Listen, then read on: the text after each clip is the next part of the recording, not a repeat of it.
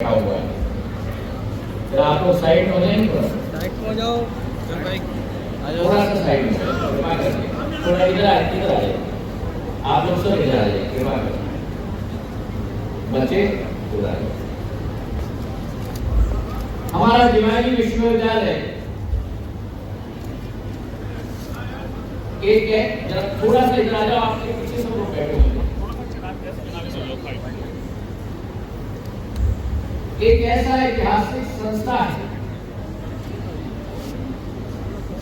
जिसे अगर हम कहें कि भारत के रत्नों में से सबसे बेहतरीन नवरत्न के रूप में जिवाजी विश्वविद्यालय आज स्थापित है। कुलपति जी अविनाश तिवारी जी मुझे बताए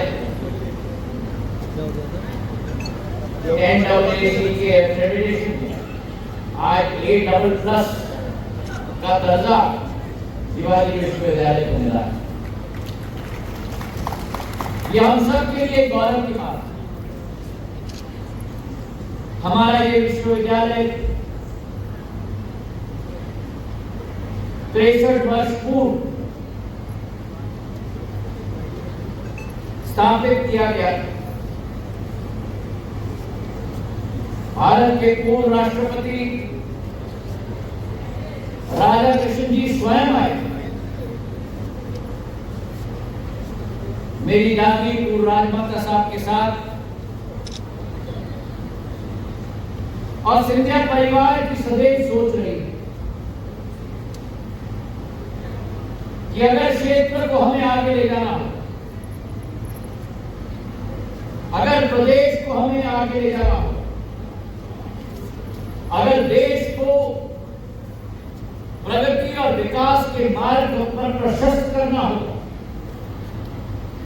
तो वो अगर अलग जगानी है तो वो अलग जन जन में शिक्षा के संस्थानों से ही हम लोग जगा पाएंगे। और इसलिए अगर इतिहास के पन्नों को हम पढ़ते,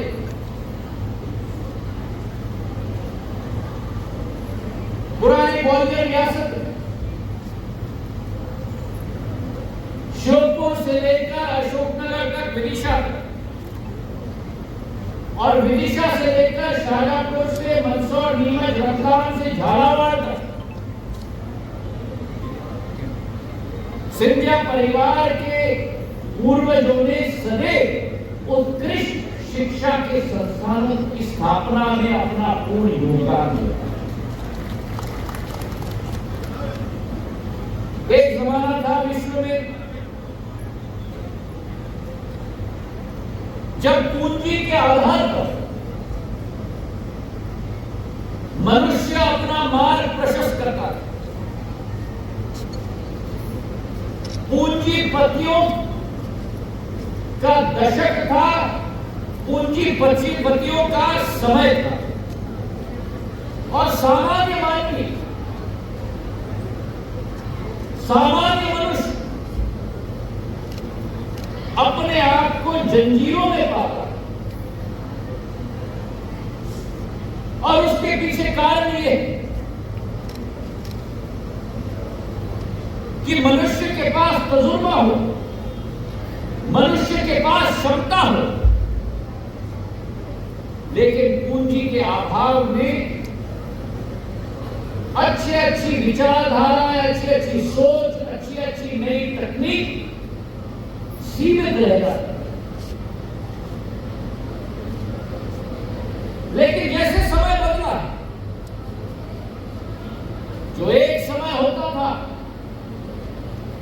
कि लोग पूंजी के पीछे भागते थे, आज विश्व में वो समय आ चुका है जब पूंजी अच्छी सोच और विचारधारा के पीछे भाग रही है। और मेरे कहने का तात्पर्य क्या है? आज असली क्षमता एक मनुष्य में अगर अच्छी सोच हो, अच्छी विचारधारा हो, तो अवसरों का भंडार है।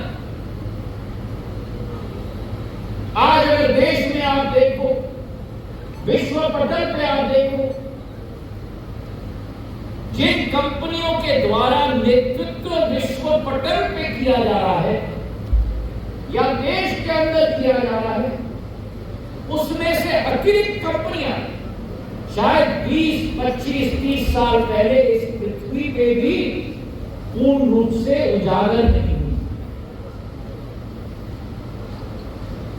और ये भी सहयोग की बात है कि विश्व की सबसे सर्वश्रेष्ठ कंपनियां का अगर नेतृत्व कोई कर रहा है तो वो हमारा प्रवासी भारतीय कर रहा है। माइक्रोसॉफ्ट का नेतृत्व सत्य नडेला जी कर रहे हैं, गूगल का नेतृत्व सुंदर पिचाई जी कर रहे हैं, और तो और आज देशों का नेतृत्व भी हमारे प्रवासी भारतीय कर रहे हैं। जिस देश की सोच और विचारधारा थी, जिस देश की आशा और आकांक्षा थी भारत पर राज करने के लिए, आज उस देश का प्रधानमंत्री, इंग्लैंड का प्रधानमंत्री हमारा प्रवासी भारतीय ऋषि सुनक के रूप में आज विराजमान है। तो आज भारत का समय है मेरे भाई और बहन। और जो प्रधानमंत्री जी कहते हैं कि ये युग भारत का है, और जब ये युग भारत का है तो अगर इस युग का नेतृत्व किसी को करना है तो वो युग का नेतृत्व मेरी यहां बैठी हुई युवा पीढ़ी, स्टेज के पीछे खड़ी हुई युवा पीढ़ी की जिम्मेदारी और उत्तरदायित्व बनती है। आज जिस देश के पास मानव संसाधन का खजाना हो, उस देश को विश्व की कोई शक्ति रोक नहीं सकती। और अनुमान आप लगाओ भारत की क्षमता। आज विश्व की सबसे बड़ी आबादी देश अगर विश्व में है तो वो भारत है, 140 करोड़ जनता की। और उस 140 करोड़ जनता में 70% आबादी हमारी देश की 35 वर्ष के आयु के से कम, मतलब करीब 100 करोड़ की आबादी। अमेरिका की 3 गुना आबादी, यूरोप, संयुक्त यूरोप की 1.5 गुना आबादी, वो मेरे देश की युवा शक्ति है मेरे भाई। पर इस युवा शक्ति को हमें चैनलाइज करना है। जो आज क्षमता मैंने मध्य प्रदेश में मेरी बेटियों की, मेरी बहनों की कला और नृत्य के साथ संस्कृति जुड़ी हुई, और आज भारत की संस्कृति भर भी विश्व पटल पर उजागर हो रही है। मैं बधाई देना चाहता हूं कुलपति महोदय, मैं बधाई देना चाहता हूं मेरे सभी नौजवान साथियों को। आज जिन बच्चियों को और बच्चों को हमने पुरस्कृत किया, कोई एनसीसी में आगे चल रहा है, कोई खेल के क्षेत्र में आगे चल रहा है, कोई नीट में आगे चल रहा है, और मुझे इस बात का कोई संदेह नहीं कि जो आज इस यूनिवर्सिटी में प्रथम पंक्ति में आ रहे हैं वो कल मध्य प्रदेश में नहीं लेकिन मेरे देश में प्रथम पंक्ति में आएंगे। आपके हाथ में 2 झंडे हैं। एक झंडा है आपके स्वयं का, आपके परिवार का, और दूसरा झंडा है आपके हाथ में जिवाजी यूनिवर्सिटी और भारत माता का। और जो सामाजिक समरसता की बात की जा रही है, आधुनिक युग में व्यक्ति को उसकी जात के आधार पर नहीं, व्यक्ति को उसके धर्म के आधार पर नहीं, लेकिन व्यक्ति को उसके क्षमता के आधार पर हमें देखना होगा और मूल्यांकन करना होगा। और मैं अपने नौजवान दोस्तों को 2 सलाह देना चाहता हूं। पहला सलाह कि ये याद रखना कि ये जो जिंदगी का खेल है, ये एक व्यक्तिगत दौड़ नहीं है, ये 100 मीटर का स्प्रिंट नहीं है, ये मैराथन नहीं है। जिंदगी का खेल जो है वो एक रिले रेस है, और रिले रेस में अगर एक धावक तेजी से दौड़ पाए, लेकिन बाकी 300-400 मीटर के रिले रेस में बाकी टीम में क्षमता न हो, तो वो एक धावक से काम नहीं चलेगा। टीम एफर्ट के आधार पर हमें काम करना होगा, और इसलिए सदैव समझना कि आप उतने ही शक्तिशाली हो जितने आपके टीम के आखिरी व्यक्ति में शक्ति हो। और अगर आपके टीम के व्यक्ति में शक्ति की कमी है, तो आपका दायित्व बनता है उस व्यक्ति की शक्ति को बढ़ाने का। आपका दायित्व बनता है उस व्यक्ति की शक्ति में संतुलन लाने का, क्योंकि टीम एफर्ट के आधार पे ही विजयश्री आपको और आपकी टीम को प्राप्त हो। सामाजिक समरसता की हम जब बात करते हैं, हम उस देश के वासी हैं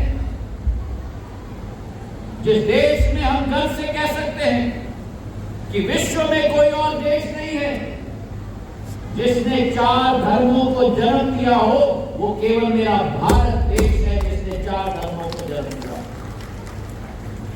चाहे सिख समाज की हम बात करें, जैन समाज की हम बात करें, बौद्ध धर्म की हम बात करें, हिंदू धर्म की हम बात करें, और हमने भारत की धार्मिक खजाने का निर्यात किया है विश्व भर में।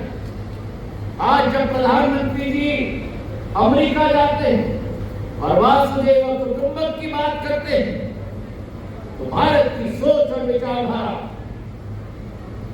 अनेकता में एकता, सामाजिक समरसता की होती। और मैं मानता हूं कि अगर हम उस विचारधारा के आधार पर आगे चले,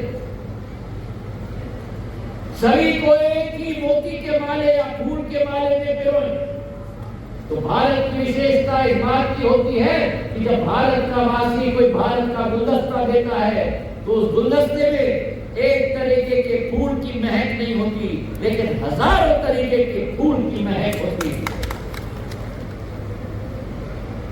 दूसरी बात मैं आपको कहना चाहता हूं